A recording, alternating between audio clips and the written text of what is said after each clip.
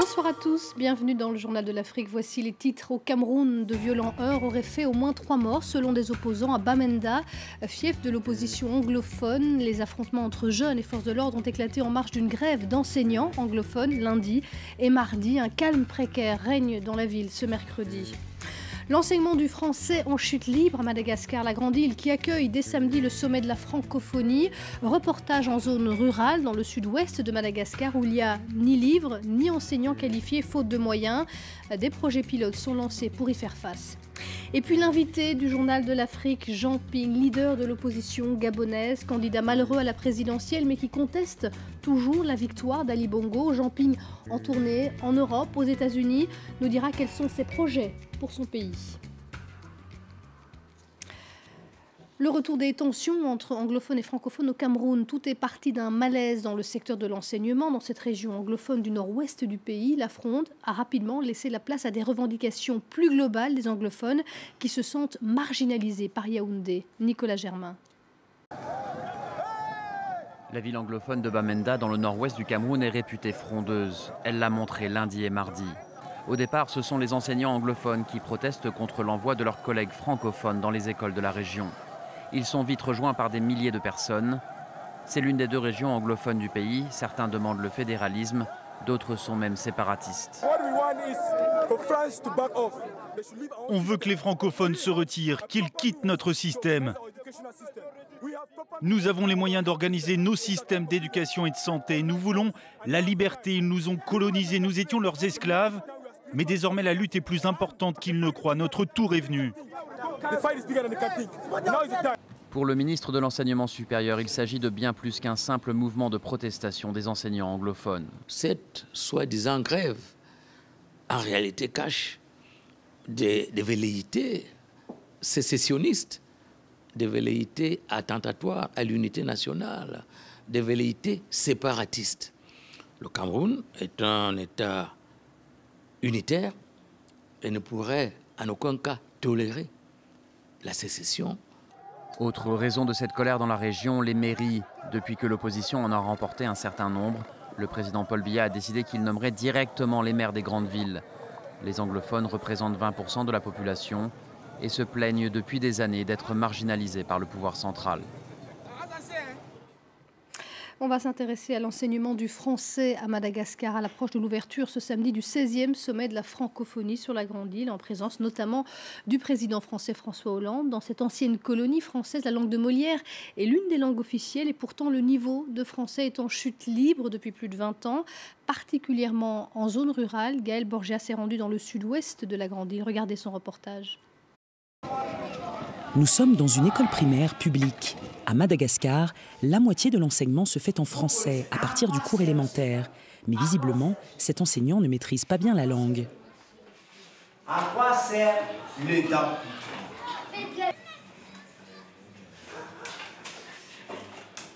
À broyer. Résultat, un niveau de français catastrophique chez les élèves. Bonjour. Je sais dire bonjour. Ensuite, comment ça va? Comment ça va? Merci. Et c'est tout ce que je sais. Ici, seul un élève sur 10 arrive en classe de CM2, une des conséquences du désengagement de l'État.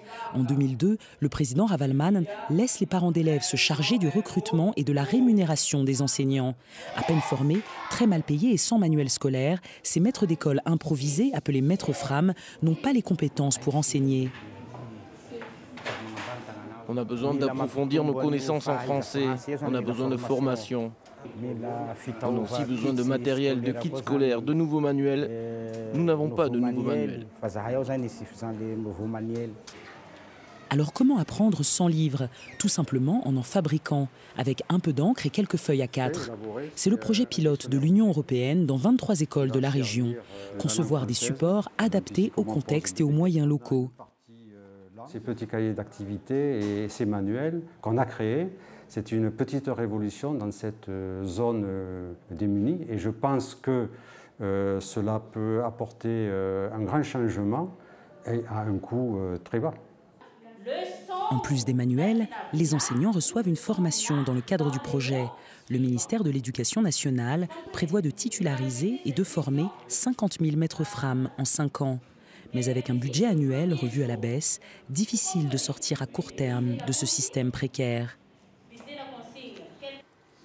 La République démocratique du Congo, toujours engluée dans une crise politique liée au report de la présidentielle que refuse une grande partie de l'opposition et des mouvements citoyens qui ont lancé hier une campagne Bye Bye Kabila pour exiger le départ du chef de l'État d'ici le 19 décembre. Écoutez la réponse du président de la Ligue des jeunes du parti au pouvoir.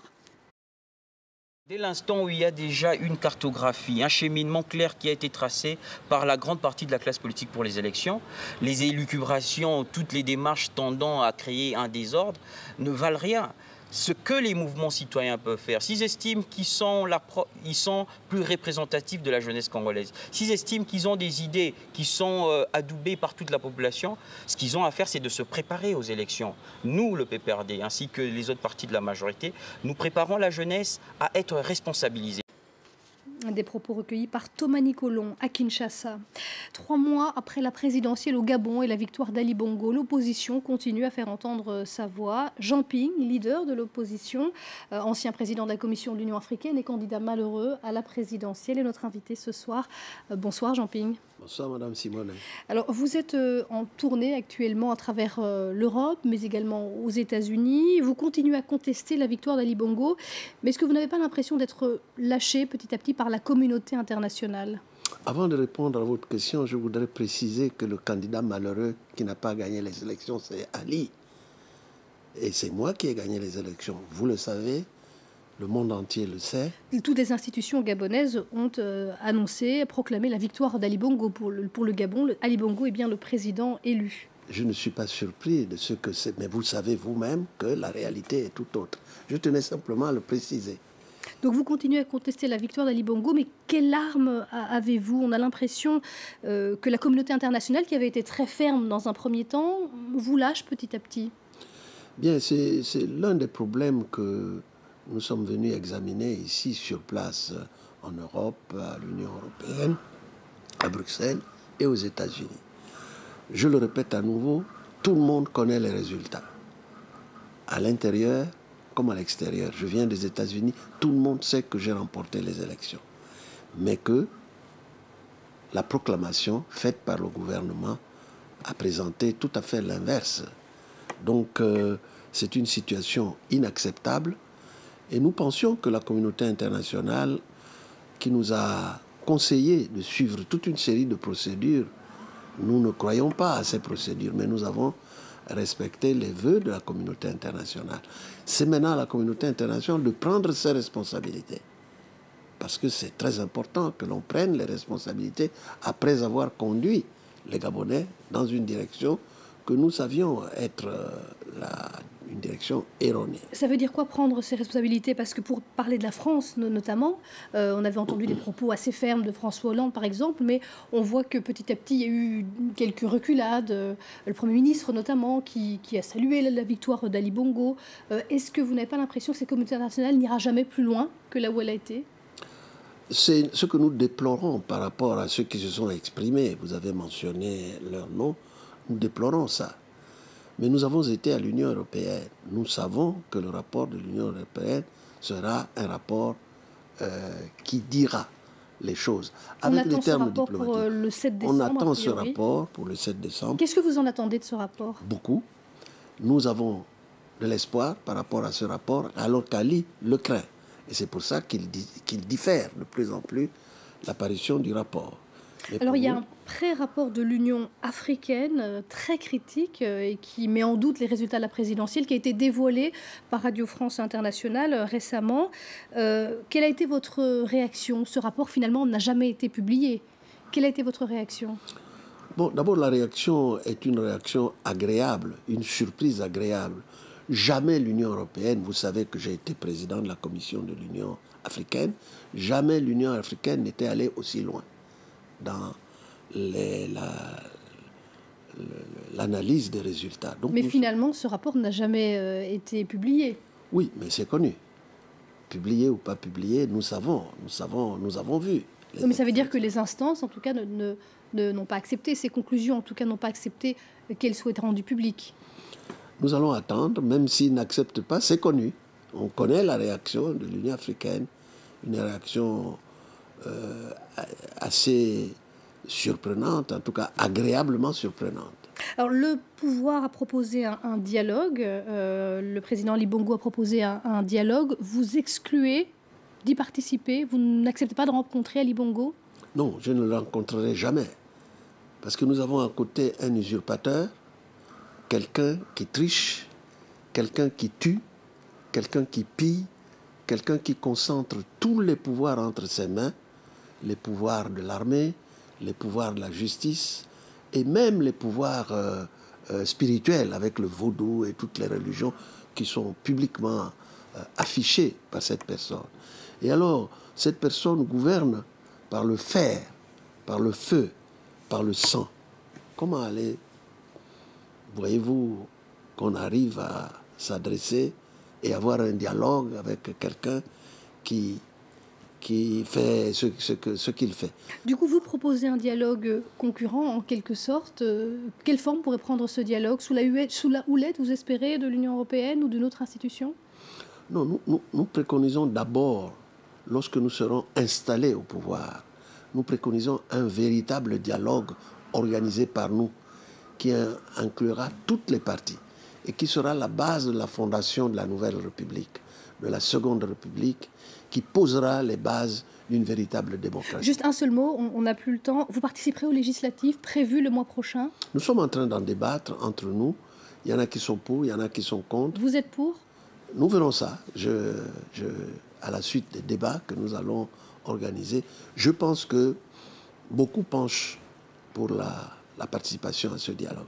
Merci beaucoup à ces élections législatives. Merci beaucoup, Jean Ping, excusez-moi, d'avoir été notre invité dans le Journal de l'Afrique. Et merci à vous de l'avoir suivi. Restez sur France 24, l'info continue.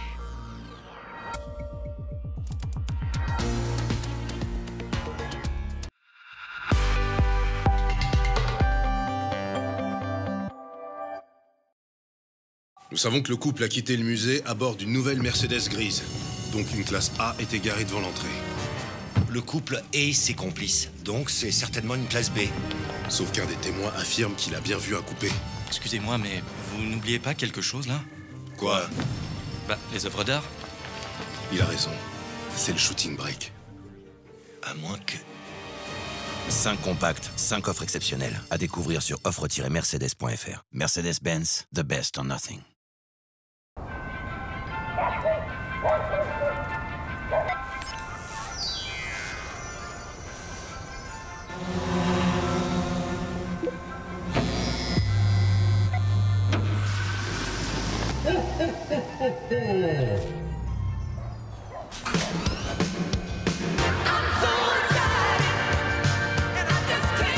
Avec les cadeaux Orange, vivez le plus big des Noëls.